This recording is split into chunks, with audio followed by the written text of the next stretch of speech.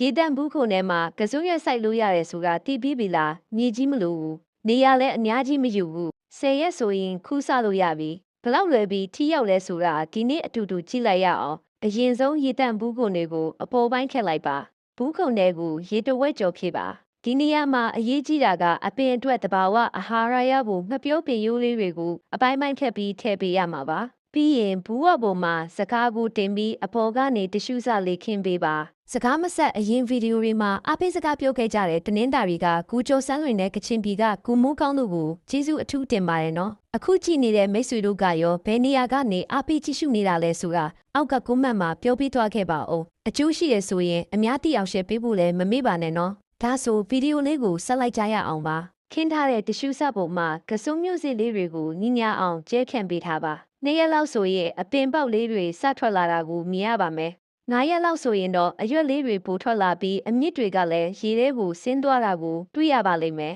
ဒီအစ်စ်မှာရေဟောင်းတွေကိုတုံပြီးရေတစ်လဲပေးဖို့မမေ့ပါနဲ့အပင်လေးတွေပိုတက်မာပြီးမြ мян ကြီးထွားဖို့ဒီနီလက်လေးကအရေးကြီးပါတယ်ရှားဆောင်လက်ဘက်ကိုအနှဲငယ်လှိဖြက်ပြီးထည့်ပေးပါပြီးရင်ဗီတာမင် B1 လေးပြားလောက်စီထည့်ပေးလိုက်ပါဒါဟာအပင်တွေအတွက်အားစီးဖြစ်လို့အပင်တွေကတဟုန်ထိုးကြီးထွားလာမှာပါဒီနီးလန်းလေးနဲ့ဆိုရင်10ရက်လောက်ပဲအပင်မန်းခံယုံနဲ့ခူးဆွလို့ရတဲ့အရွယ်ရောက်သွားပါပြီကြီးရတာနဲ့တင်စိမ့်ဆူလက်ဆက်ပြီးစားကျင်စရာပါဒါဆိုအိမ်မှာရှိတဲ့ပစ္စည်းလေးတွေနဲ့ဒီနေ့ပဲစမ်းဆိုင်ကြည့်လိုက်တော့နော်